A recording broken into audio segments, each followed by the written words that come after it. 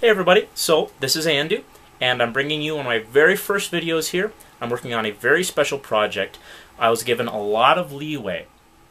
This was commissioned by a gentleman in the Air Force who has a little brother back home with two big sisters who needs something to defend himself against said big sisters. I can certainly appreciate that. I have two older sisters and an older brother myself. And I was given a lot of leeway on this project. All I knew for sure is that it had to be a Nerf blaster and it had to have camouflage paint. So I decided to do something really cool. I know this kid likes to go shooting targets for the most part, so I wanted him to have something accurate, something powerful. I chose a Nerf Longshot. I got a nice one and a beat-up one that I could use for this project for a real good price on eBay, and I started tinkering. And I started with something pretty similar to this. This is a stock Longshot. You can see the stock is missing on the shoulder stock. That's just because I have this apart for use in another video. And the top tactical rail and the jam door are missing. But this is more or less what the project I'm working on started off as. And the constraints were, it's for a 7 or 8 year old who needs something that's powerful, fun, not too dangerous of course, something that he can grow into. So I'll show you how I did that in the following two or three videos, and if you want to reproduce anything, best of luck. Alright everyone, so this is a quick, probably not quick, but a progress segment. I finally finished sanding and cleaning all of the shell parts. Here you can see the scope. I've taped off the orange parts because I still want those to be there when we're done, and I'm going to paint that soon. All this is going to be painted at once. Here you can see the bipod segments, the front iron sight, the barrel extension, the stock, and the Longshot shells themselves. Now here if you look at the stock, you'll see the stock block I added. I used 1/2-inch PVC pipes.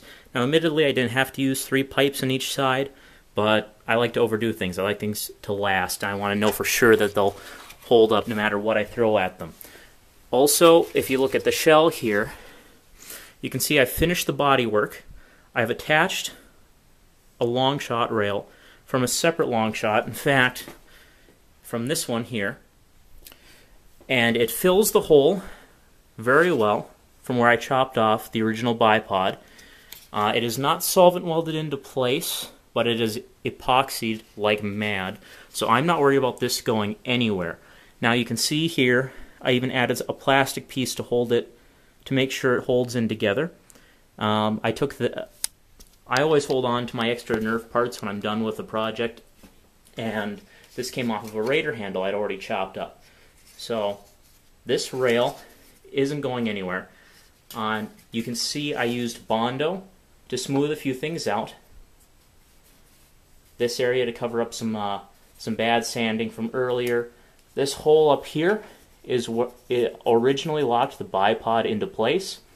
I really didn't like having that there since the bipod will no longer be attached directly to the main shell. So I filled it in just to make sure it looks good. And I'm putting a name tape or name badge across the blaster here later.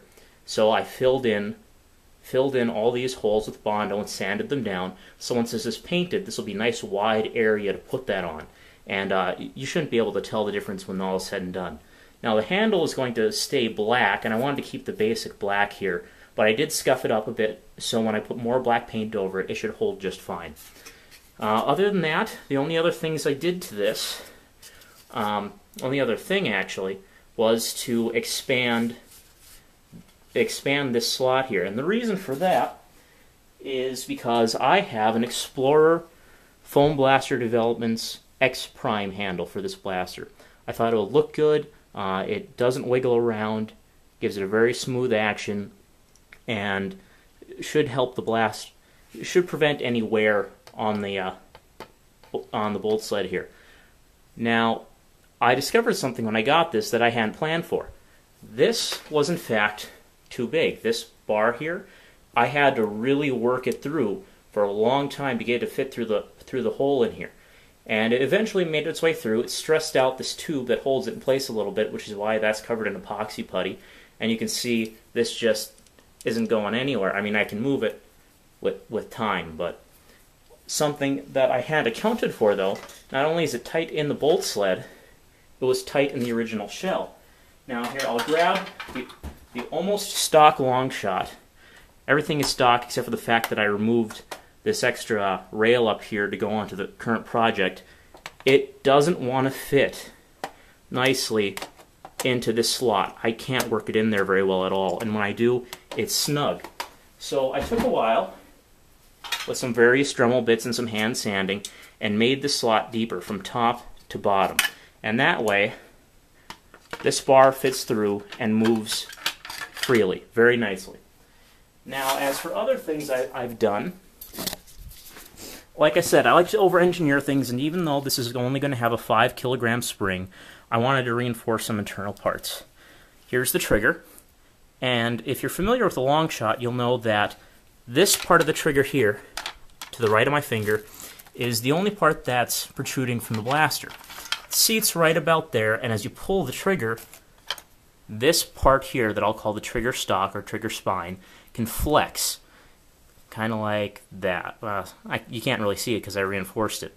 I filled this with epoxy putty, the grooves in there, and that should just make sure that this doesn't flex when you're pulling the trigger. And it should just give it a much more predictable firing motion. In addition, I reinforced the trigger catch. All of this reinforcement here is done with epoxy putty. I'm sorry if this isn't quite in focus. And the plunger head as well. Now, it doesn't look all that smooth in the picture, I'm sure, but it's fairly flat. And I also reinforced the back portion. Now, when I do sand these things to make them a little smoother, to make sure they move freely, I'm going to be wearing a mask, which I don't have around to show you, but it's generally a good idea to have one on hand when you're sanding things like bondo or epoxy putty. Nope, can't find it. I've got it buried right now. But I don't want any of this stuff getting into my lungs, so just generally you want to be careful of that sort of thing. In addition, when all is said and done, I have these nice aluminum reinforcement pieces from Nerf Nerd. Now, I love his products.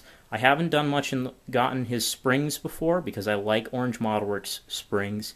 They have, you know what their strength is, but these are going to be epoxied right into the bolt sled inside, and that will just make sure that this bolt sled, as it's moved around, shouldn't flex too much, because it can give a little. And if you start one-hand priming with a stronger spring, eventually this portion here can break. So I'm going to try to avoid that altogether.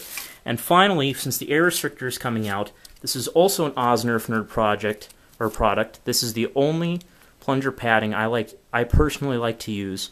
It's specifically for a Longshot here. It's a very nice material, reasonably priced, and I'm going to put one of these right on the plunger head.